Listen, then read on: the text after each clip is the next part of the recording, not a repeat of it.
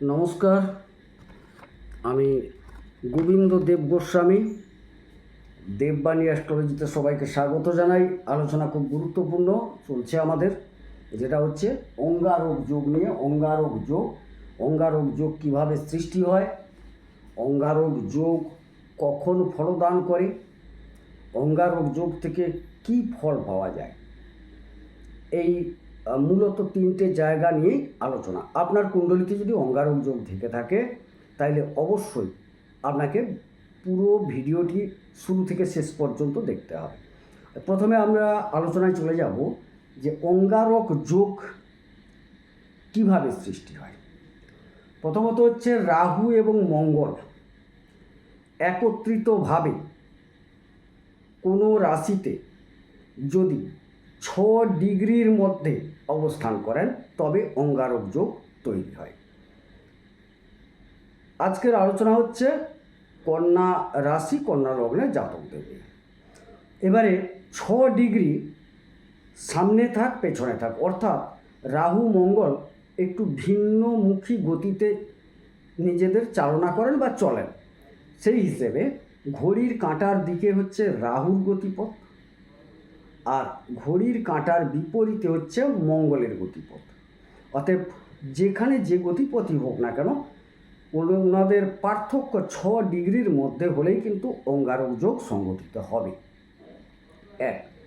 দ্বিতীয়ত, একই রাশিতে তো হতেই হবে, না হলে হবে না। দ্বিতীয়ত, অঙ্গারক যোগ গঠন হয়ে গেল, এবারে কখন আপনি ফল পাবেন না। আপনার কুণ্ডলিতে অঙ্গারক যোগ থাকা মানে দেখুন, ফল কিন্তু কম বেশি করে পেতে থাকবেন মাঝে মধ্যে, যেটা হয়তো উপলব্ধির বাইরে বা সময়টা খুব ছোট ছোট, কিন্তু মুখ্যত যে সময়টায় পাওয়া যাবে রাহুর দশা, মঙ্গলের অন্তর্দশা কিংবা মঙ্গলের দশা রাহুর অন্তর্দশাকালে আপনি কিন্তু অঙ্গারক যোগের ফলটা প্রবল বা প্রকট পরিমাণে পাবেন।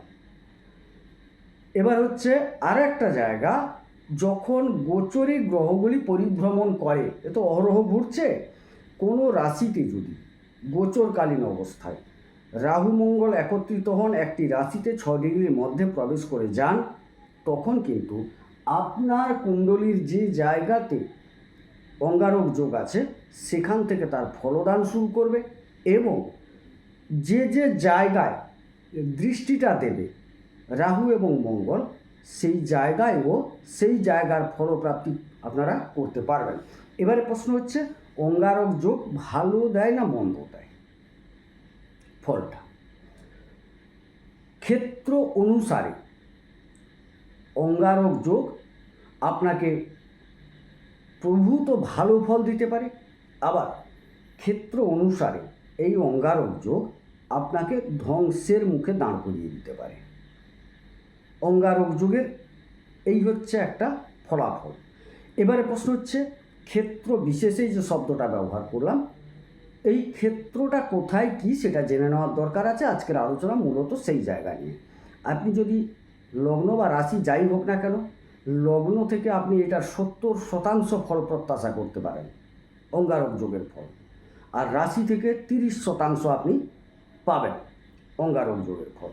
এবারে অঙ্গারক যোগ, আজকে যেহেতু আমরা কন্যা লগ্ন এবং কন্যা রাশিকে নিয়ে আলোচনা করছি, তো আপনার কন্যা লগ্ন হলেও দেখুন, কন্যা রাশি হলেও দেখুন, পুরো আলোচনাটি শুনুন। তত্ত্বমূলক এবং তথ্যমূলক, যেটা আপনার জীবনে ঘটতে চলেছে তাই নিয়ে আলোচনা। কোনো ভয় দেখানোর জায়গা নেই, কোনো ফুলিয়ে ফাঁপিয়ে বলার নয় যে আপনি কোটিপতি হয়ে যাবেন, এটাও বলার নয়। গ্রহগুলি পক্ষে ফল দেবে, বিপক্ষে ফল দেবে, ফলটা কতটা ক্ষতিকারক কতটা লাভদায়ক সে বিষয়েই আলোচনা। যাই হোক, কন্যা রাশি বা কন্যা লগ্ন, এর যা অধিপতি হচ্ছেন বুধ।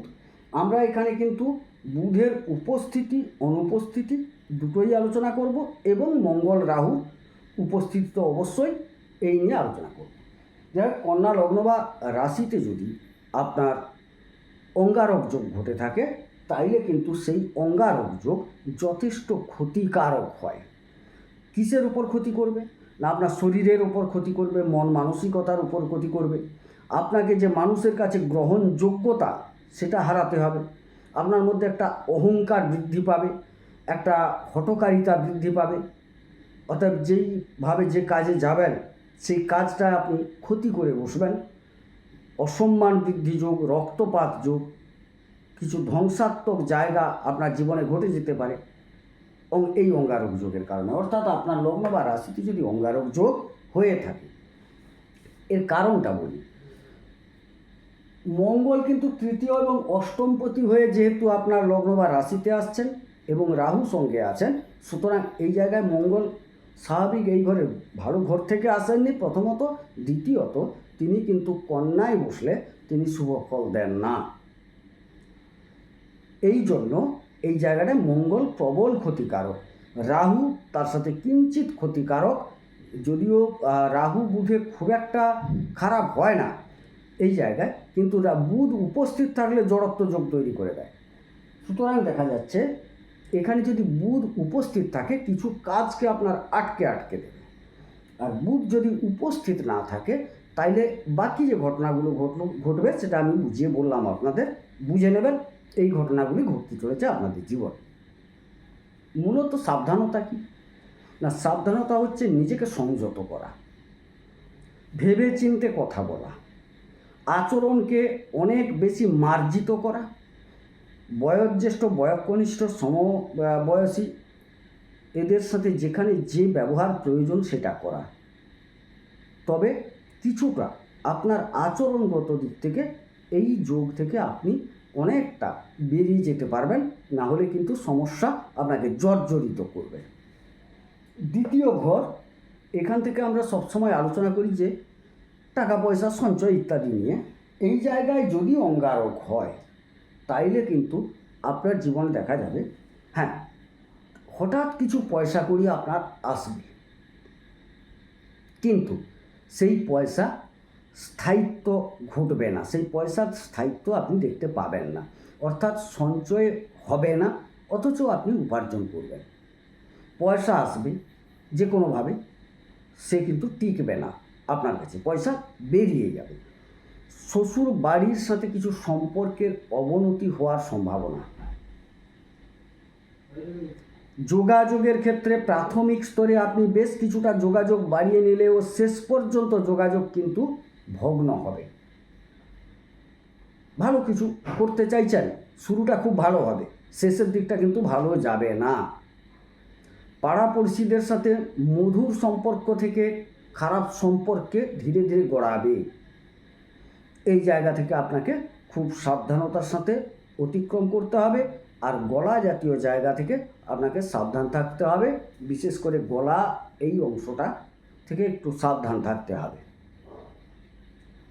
তৃতীয় ঘরে যদি এই জায়গায় অর্থাৎ বৃশ্চিকে যদি আপনার অঙ্গারক যোগ তৈরি হয়, পাড়াপড়শিদের সাথে অবশ্যই কিছু হঠকারী আচরণের জন্য গণ্ডগোলের সম্ভাবনা।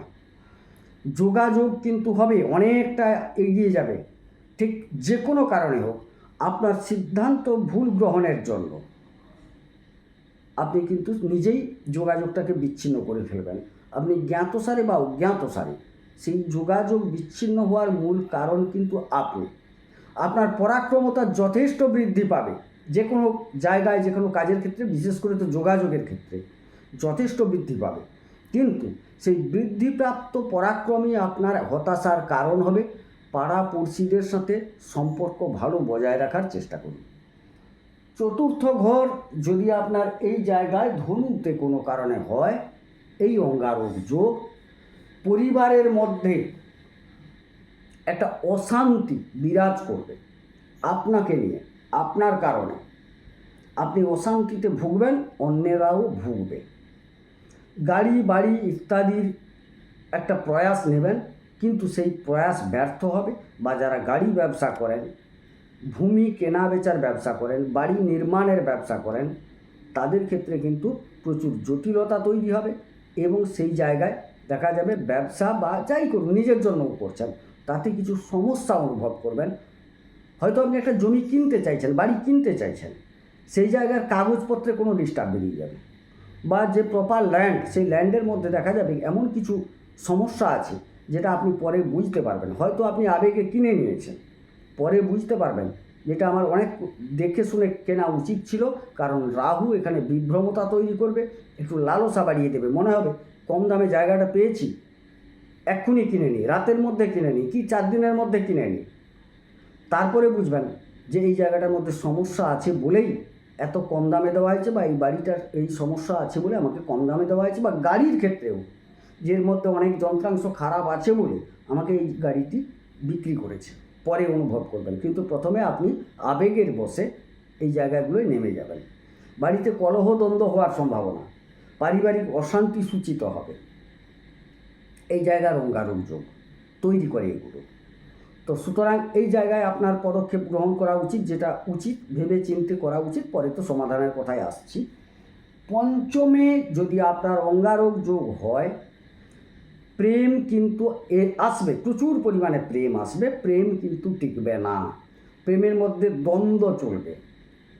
প্রেম আসবে, আপনার হঠকারিতার কারণে প্রেম কিন্তু এসে প্রেম ভেঙে যাওয়ার সম্ভাবনা। কেবলমাত্র ইঞ্জিনিয়ারিং সেক্টর, কম্পিউটার সেক্টর বা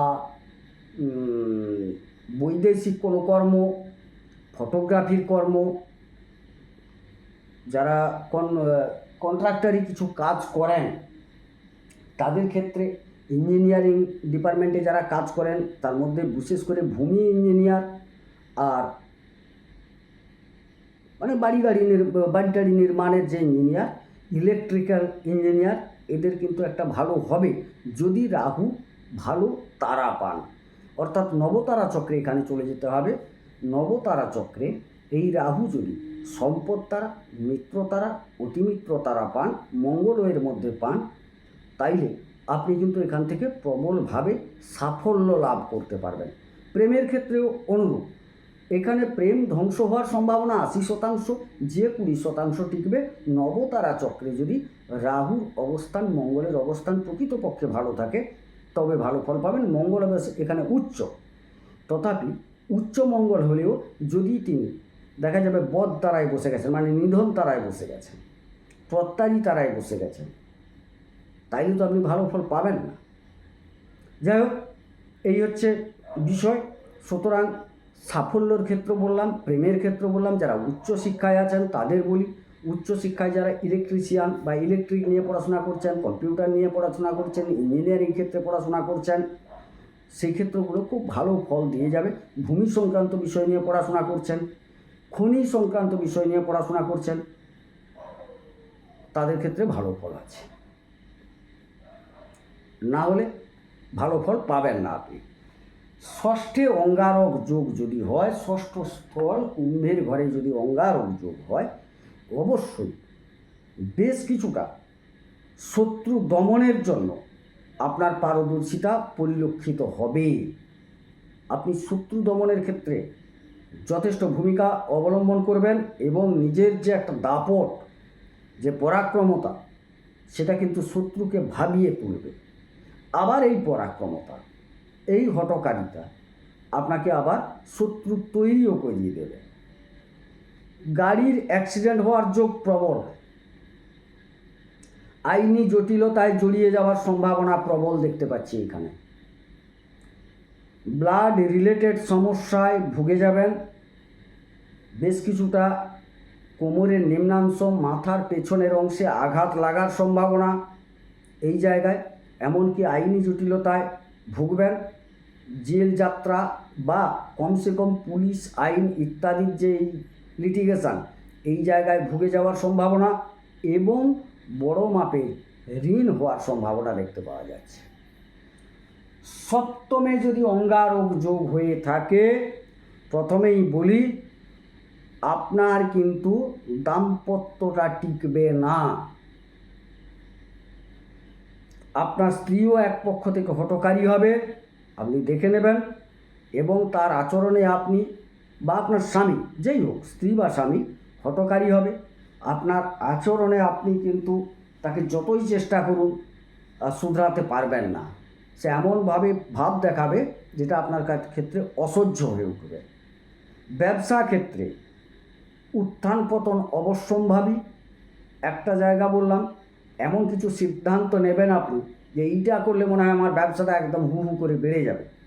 সিদ্ধান্তটা হয়তো ভালোই নিয়েছেন, তবে আপনার কুণ্ডলিতে মঙ্গলের অবস্থানটা ভালো করে দেখে নেওয়ার দরকার আছে। এই জায়গায় মঙ্গল যদি ওই জায়গায় ভালো ফল দেন, বন্ধুপ্রিয়, রাহু ভালো ফল দেবেন না এই জায়গায়। তথাপি মঙ্গলকে একটু দেখবেন, কারণ মঙ্গল খুব একটা ভালো ঘর থেকে যাচ্ছেন না, তৃতীয় অষ্টম থেকে যাচ্ছেন সপ্তমে, তো যার জন্য ভালো জায়গা থেকে যাচ্ছেন না সপ্তমে। আর রাহু তো নিজের থেকেই খারাপ করবেন। সুতরাং ব্যবসা করতে গেলে কয়েকটা ব্যবসা অবশ্যই, যেই বললাম মিত্র অতিমিত্রে যদি থাকে, আপনি যদি ইলেকট্রিকের ব্যবসা করেন, কোনো কম্পিউটার ফটোগ্রাফির ব্যবসা করেন, জমি কেনাবেচার ব্যবসা করেন, অবশ্যই ভালো ফল পাবেন। একটু তারা বিচারটা করিয়ে নেওয়ার দরকার আছে। এখানে কিন্তু পুরোটা খারাপ বলবো না, যথেষ্ট ভালো দিকও এর মধ্যে আছে। দেখবেন আপনি কিন্তু এই জায়গায় অনেকটা সফলও হতে পারেন, জায়গা আছে সফলতা পাওয়ার। অষ্টম স্থল মারকের জায়গায় রাহু এবং মঙ্গল ওই জায়গায় বসে অঙ্গারক যোগ তৈরি করলে কয়েকটা ভালো ফল, কয়েকটা খারাপ ফল অবশ্যই পাবেন। এটা দূরবর্তী জায়গা, বিদেশ সমন্বিত ব্যাপারে যুক্ত হয়ে যাওয়ার সম্ভাবনা। গুপ্ত ক্ষেত্রে আপনার প্রভাব বিস্তার করতে পারেন, গুপ্ত বিষয়ে আপনি কিন্তু যথেষ্ট পরাক্রমী হবেন। এই জায়গাগুলো কিন্তু খুব ভালো ফল দেবে আপনাকে। খারাপটা কোথায় দেবে না, অহেতুক কিছু জমি জমা সম্পত্তি উত্তরাধিকার সূত্রে প্রাপ্তি, এইগুলো ধ্বংস হবে। ধ্বংস বলতে কীরকম, পাওয়া জিনিসটা আপনাকে হয়তো বেশ কিছুটা কম পাবেন আপনি, বা পাওয়াটা অনেক সময় আটকে যায়, এই ঘটনাগুলো ঘটে। তবে এই জায়গায় অঙ্গারক যোগ সত্যিকারের যদি একটু ভালো তারা পান, তাইলে কিন্তু একটা হঠাৎ কিছু পেয়ে যাওয়া, গুপ্ত পথে কিছু পেয়ে যাওয়া, উত্তরাধিকার সূত্রে কিছু পেয়ে যাওয়া, এগুলো কিন্তু সম্ভাবনা প্রবল। এবারে নবম স্থল অঙ্গারক যোগ, এই জায়গায় অঙ্গারক যোগ হলে আপনি কিন্তু আপনার ভাগ্য বিড়ম্বনায় ভুগবেন।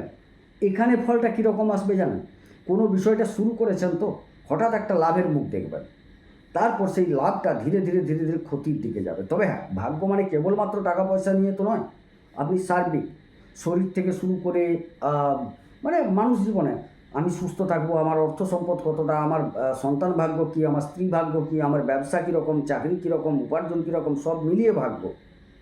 এক্ষেত্রে ভাগ্য কীরকম ফল দেবেন না, প্রথমে একটা ভালো ফল হট করে দিয়ে যাবে, তারপর সেটাকে স্লো করে দেবে।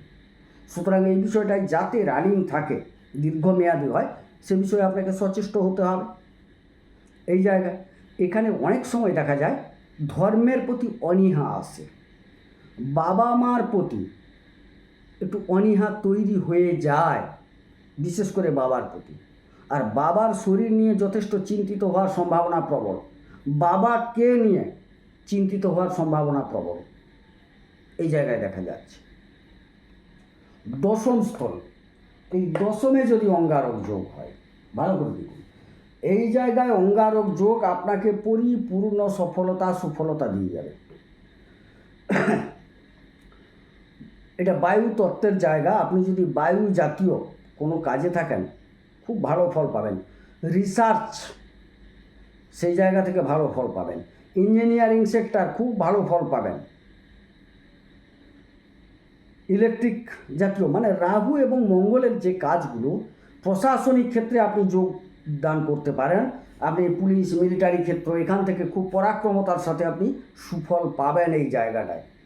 যারা আছেন দেখবেন তাদের পদোন্নতি বা তাদের পরাক্রমতার জন্য বিভিন্ন পুরস্কার, তাদের অদম্য সাহসকে সবাই কুর্নিশ করবে এই জায়গায়। সেটা যেই ক্ষেত্র হোক, আপনি কিন্তু অদম্যভাবে এগিয়ে যাবেন এবং পরিপূর্ণ একটা সফলতা পাবেন।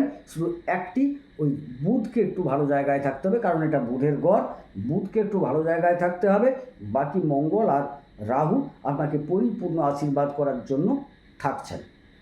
তবে আপনার যদি নেহাত জন্মকুণ্ডলিতে দেখা যাচ্ছে যে এরা নিধন তারায় বসে গেছে, তাইলে কি হচ্ছে, এই সফলতার দিকে এগিয়েও ঠিক শেষ মুহূর্তে আটকে যাবে। আপনাকে বুঝে নিতে হবে বিষয়টা। একাদশ স্থলে যদি অঙ্গারক যোগ হয়, এক কথায় বলি, এখানে কিন্তু যদিও চন্দ্রের ঘর রাহু চন্দ্রের মিল ভালো নয়, মঙ্গল চন্দ্রে কিন্তু মিল ভালো, কিন্তু মঙ্গল এখানে আবার নিচস্থ।